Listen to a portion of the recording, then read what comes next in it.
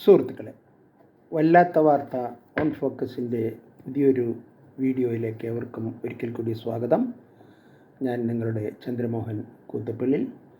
ഇന്ന് 2026 മാർച്ച് 17 ചൊവ്വാഴ്ച. ഇത് എൻ്റെ 100ാമത്തെ വീഡിയോ ആണ്.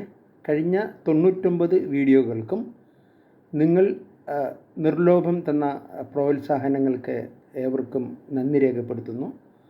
തുടർന്നുള്ള വീഡിയോകളിലും നിങ്ങളുടെ ഈ സ്നേഹവായ്പ പ്രതീക്ഷിച്ചുകൊണ്ട് നേരെ വീഡിയോയിലേക്ക് കടക്കുകയാണ്.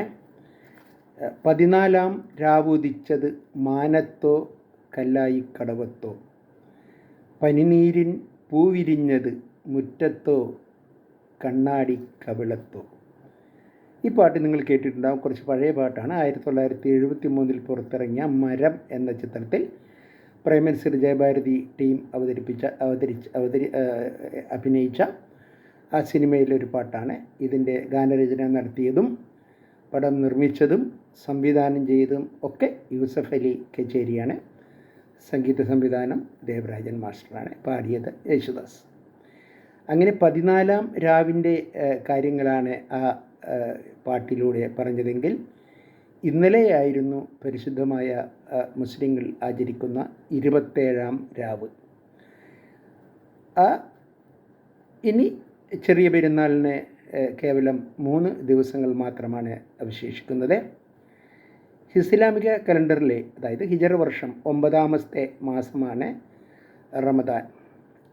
ഷഅബാനിൻ്റെയും ഷവ്വാലിൻ്റെയും ഇടയ്ക്കുള്ള മാസം. 8ാമത്തെ മാസമായ ഷഅബാനിൻ്റെയും 10ാമത്തെ മാസമായ ഷവ്വാലിൻ്റെയും ഇടയ്ക്കുള്ള മാസമാണ് റമദാൻ.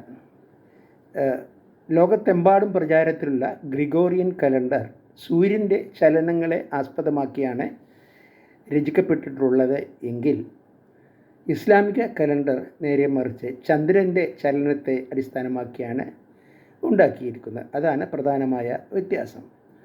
വ്രതാനുഷ്ഠാനം, പ്രാർത്ഥന, ഖുർആൻ പാരായണം, ദാനധർമ്മങ്ങൾ എന്നിവയിലൂടെ വിശ്വാസികൾ ആത്മീയ ശുദ്ധീകരണം നടത്തുന്നു. പവിത്രമായ മാസമാണിത്. അങ്ങനെ ചെയ്യുന്ന പവിത്രമായ മാസമാണ് ഇത്. പകൽ സമയങ്ങളിൽ ഭക്ഷണപാനീയങ്ങൾ വർജിച്ച് സൽക്കർമ്മങ്ങൾ മാത്രം ചെയ്ത് അല്ലാഹുവിനോടടുക്കുവാൻ മുസ്ലിം സഹോദരന്മാർ ഈ മാസത്തിൽ പ്രത്യേകം ശ്രദ്ധ ചെലുത്തുന്നു. വിശുദ്ധ ഖുർആൻ അവതരിപ്പിക്കപ്പെട്ട ഇസ്ലാമിക കലണ്ടറിലെ 9ാമത്തെ മാസമാണ് റമദാൻ എന്ന് പറഞ്ഞു. പ്രവാചകൻ മുഹമ്മദ് നബിക്ക് ഹിജറയ്ക്ക് മുമ്പ്, അതായത് AD 610 റമളാൻ മാസത്തിലാണ് ആദ്യമായി ഖുർആൻ അവതരിച്ചത്. വ്രതാനുഷ്ഠാനം, അതായത് നൊയമ്പ്, ഇസ്ലാമിലെ 5 തൂണുകളിൽ 4ാമത്തേതും ഏറ്റവും നിർബന്ധമായുള്ളതുമാണ്.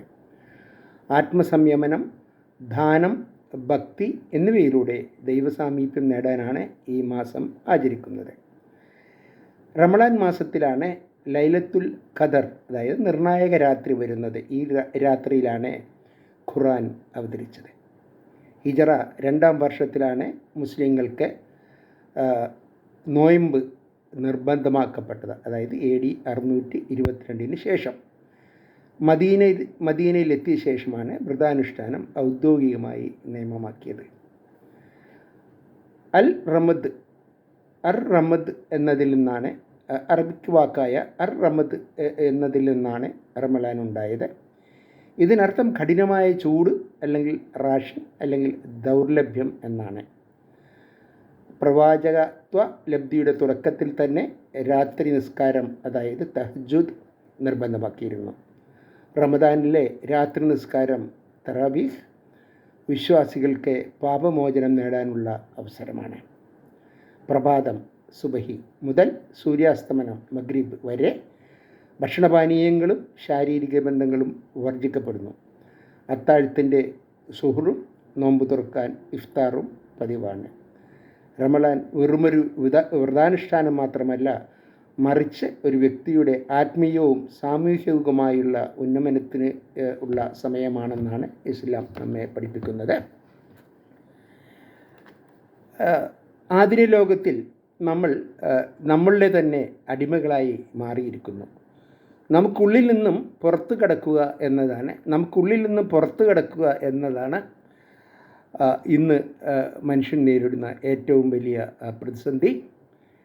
സ്വന്തത്തോടുള്ള പടയൊരുക്കമാണ് ഏറ്റവും മഹത്തരമായ യുദ്ധമെന്നാണ് പ്രവാചക അധ്യാപനം.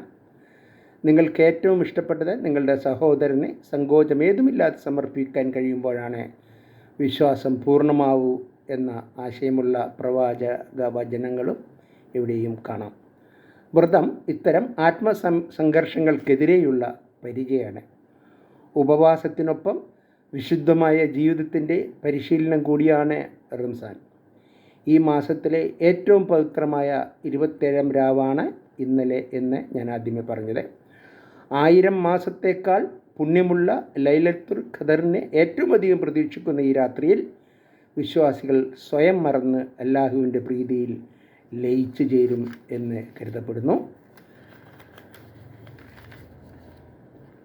സൂക്ഷ്മതയോടെയുള്ള ജീവിക്കാനുള്ള പരിശീലനമാണല്ലോ റംസാൻ. അന്യരെ ചൂഷണം ചെയ്തോ നിഷിദ്ധ മാർഗങ്ങളിലൂടെ പണം സമ്പാദിക്കാൻ പാടുള്ളതല്ല എന്ന് ഓർക്കുക. പണം ചെലവഴിക്കുന്നത് നല്ല കാര്യങ്ങൾക്ക് മാത്രമായിരിക്കണമെന്നാണ് നിയമം. നാം സമ്പാദിക്കുന്ന പണത്തിൻ്റെ നിശ്ചിത വിഹിതം പാവങ്ങൾക്കും ജനക്ഷേമ പ്രവർത്തനങ്ങൾക്കും നൽകൽ നിർബന്ധമാണ്. അതാണ് സക്കാത്ത്. വരുമാനത്തിൻ്റെ സ്രോതസ്സനുസരിച്ച് 2.5% മുതൽ 20% വരെ സക്കാത്ത് കൊടുക്കേണ്ടതാണ്. ഇതിന് പുറമെ ഐച്ഛിക ദാനധർമ്മങ്ങൾ വേറെയും നൽകണം. ധനസമ്പാദനത്തിലും അത് അനുഭവിക്കുന്നതിലും അത് വിനിയോഗിക്കുന്നതിലും വളരെ കൃത്യവും വ്യക്തവുമായ നിയമങ്ങൾ ഇസ്ലാം നമ്മെ പഠിപ്പിക്കുന്നുണ്ട്. ധനം സമ്പാദിച്ച രീതിയെക്കുറിച്ചും ചെലവഴിച്ച വഴികളെക്കുറിച്ചും പരലോകത്ത് കണക്ക് ബോധിപ്പിക്കേണ്ടി വരുമെന്ന് നബി തിരുമേനി തന്നെ പറഞ്ഞിട്ടുണ്ട്. വ്രതപരിപാലനത്തിൻ്റെ മുക്ത സൗന്ദര്യം അതിൻ്റെ നിർവചനത്തിൽ തന്നെ ഉണ്ട്. ഇസ്ലാമിലെ മറ്റെല്ലാ ആരാധനകളും ചില കർമ്മങ്ങളുടെ ചെയ്യലുകൾ, അതായത് ആക്ഷൻസ് ആണെങ്കിൽ, നോമ്പ് എന്നത് ചില കാര്യങ്ങൾ ചെയ്യാതിരിക്കൽ, ആബ്സ്റ്റിനൻസ് ആണ്. അവസരങ്ങളും കായികക്ഷമതയും ഉണ്ടായിരിക്കെ തന്നെ ദൈവപ്രീതിക്കായി ഒരാൾ സ്വയം നിയന്ത്രിക്കുമ്പോൾ അവിടെ ആ വ്യക്തി തൻ്റെ ആത്മാവിനെ വീണ്ടെടുക്കുകയാണ് ചെയ്യുന്നത്. ഓരോ അവയവവും നിർവഹിക്കേണ്ട അത് നിഷിദ്ധമായവയിൽ നിന്നുള്ള വിട്ടുനിൽക്കലാണെന്ന വലിയ തത്വമാണ് റംസാൻ നമ്മെ പഠിപ്പിക്കുന്നത്. വിശുദ്ധ ഖുർആൻ സൂചിപ്പിക്കുന്നത് പോലെ നിങ്ങൾ സൂക്ഷ്മതയുള്ളവരാകാൻ വേണ്ടിയാണ് വ്രതം നിശ്ചയിക്കപ്പെട്ടിരിക്കുന്നത്. ഈ സൂക്ഷ്മത കേവലം ഭക്ഷണം ഉപേക്ഷിക്കലല്ല, നേരെമറിച്ച് മനസ്സിനെ പാകപ്പെടുത്തൽ കൂടിയാണ് എന്ന് ഓർക്കുക. സൃഷ്ടാവിനെ ഓർത്ത് അദ്ദേഹത്തിന് വഴിപ്പെട്ട് ആരാധനകൾ നിർവഹിക്കുമ്പോൾ മനുഷ്യൻ കൂടുതൽ വിനയാന്വിതരാവാൻ സാധിക്കും. അല്ലാഹു അക്ബർ അഥവാ അല്ലാഹുവാണ് വലിയവൻ എന്ന മുസ്ലിം സഹോദരങ്ങൾ അവരുടെ ആരാധനയിൽ ഉടനീളം പറയുന്നത് ഇത് മനുഷ്യൻ്റെ അശക്തിയും വിനയവും പ്രകടിപ്പിക്കുന്ന ഏറ്റവും നല്ല പദം എന്ന് നമുക്ക് കരുതേണ്ടി വരും. മനുഷ്യ ശരീരത്തിലെ ഏറ്റവും പ്രധാനപ്പെട്ട അവയവങ്ങളിലൊന്നാണ് ഹൃദയം. ഹൃദയത്തെ സൂചിപ്പിക്കുന്ന ഖൽബ് എന്ന അറബിക് വാക്കിൻ്റെ അർത്ഥം തന്നെ മാറ്റങ്ങൾ സംഭവിക്കാവുന്നത് എന്നാണ്. ഹൃദയശുദ്ധി വരുത്തുന്ന ആളുകളെ ഖുർആൻ പ്രശംസിക്കുകയും പ്രകീർത്തിക്കുകയും ചെയ്തിട്ടുണ്ട്. ഹൃദയശുദ്ധിയില്ലാത്തവരെ ചളി പുരണ്ടതിനോടാണ് ഖുർആൻ ഉപമിച്ചത്. ദോഷങ്ങളോട് പ്രിയം കൂടി വന്നാൽ ഹൃദയം കറുത്തുപോകും എന്ന് ഖുർആൻ നമ്മെ പഠിപ്പിക്കുന്നു. മനുഷ്യ ശരീരത്തിലെ ഏറ്റവും മൂല്യമേറിയ ഹൃദയത്തെ ചികിത്സിക്കാതെ ബാഹ്യ അവയവങ്ങളെ മാത്രം ചികിത്സിക്കുന്നത് വിഡ്ഢിത്തരമാണ്. രോഗങ്ങൾ സുഖപ്പെടുത്താൻ മനുഷ്യർ എപ്പോഴും ജാഗ്രത പുലർത്തും. എന്നാൽ ആത്മാവിനെ ചികിത്സിക്കാൻ ശ്രദ്ധിക്കുന്നവർ വളരെ വിരളമാണ്. നന്മകൾ പ്രവർത്തിച്ചും നല്ലത് ചിന്തിച്ചും സൃഷ്ടാവിനെ ഓർത്തും ആരാധനകൾ നിർവഹിച്ചും ആത്മീയമായ ജീവിതം ശീലിക്കുന്നത് ഹൃദയത്തെ നവീകരിക്കും. ആരോടും വെറുപ്പും അസൂയയും വെച്ച് പുലർത്താതെ ജീവിക്കുക എന്നതും വളരെ പ്രധാനപ്പെട്ട കാര്യമാണ്. അതോടൊപ്പം അധികാരം ചോദിച്ചു വാങ്ങരുത് എന്നൊരു നബിവചനം കൂടെ ഇന്നത്തെ രാഷ്ട്രീയ ഭരണരംഗത്തേക്ക് മത്സരിക്കുന്നവർ വിശദമായി പഠിക്കേണ്ടതാണ്. നബി തിരുമേനിയുടെ ഒരു അനുചരൻ വന്ന് അടുത്ത നാട്ടിലെ ഗവർണറായി നിയമിക്കാൻ ആവശ്യപ്പെട്ടപ്പോൾ നബി തിരുമേനി പറഞ്ഞത്, താങ്കൾ ദുർബലനാണ്, ഇതാവട്ടെ വലിയ ഉത്തരവാദിത്വവും.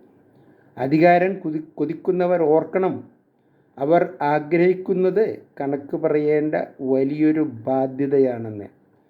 ഇസ്ലാമിക ആദ്യകാല ഭരണാധികാരികളായ ഖലീഫമാർ ഭരണമേറ്റെടുക്കുമ്പോൾ ഉത്തരവാദിത്തത്തിൻ്റെ ഭാരമോർത്ത് കരഞ്ഞിരുന്നതായി ചരിത്രം നമ്മെ പഠിപ്പിക്കുന്നുണ്ട്. ഇനി 3 ദിവസം കൂടെ കാത്തിരിപ്പ് മാത്രമേ ബാക്കിയുള്ളൂ. ചെറിയ പെരുന്നാൾ ഇതാ നമ്മുടെ മുന്നിലെത്തിയിരിക്കുന്നു. എല്ലാ സഹോദരങ്ങൾക്കും, മുസ്ലിം സഹോദരങ്ങൾക്കും മറ്റെല്ലാ സഹോദരങ്ങൾക്കും നല്ലൊരു ചെറിയ പെരുന്നാൾ ആശംസകൾ നേർന്നുകൊണ്ട് ഇന്നത്തെ വീഡിയോ അവസാനിപ്പിക്കുന്നു. നിങ്ങൾക്ക് ഇഷ്ടപ്പെട്ട മറ്റൊരു വീഡിയോയുമായി താമസിയാതെ വരുന്നതാണ്. എൻ്റെ വീഡിയോ ആദ്യമായി കാണുന്നവർ ദയവായി സബ്സ്ക്രൈബ് ചെയ്യണമെന്ന് അപേക്ഷിക്കുന്നു. ഇഷ്ടപ്പെട്ടാൽ ലൈക്ക് ചെയ്യുകയും സുഹൃത്തുക്കൾക്ക് അയച്ചു കൊടുക്കുകയും ചെയ്യണമെന്നും വിനീതമായി അഭ്യർത്ഥിക്കുന്നു. നിങ്ങൾക്കേവർക്കും നന്ദി, നമസ്കാരം. Thank you.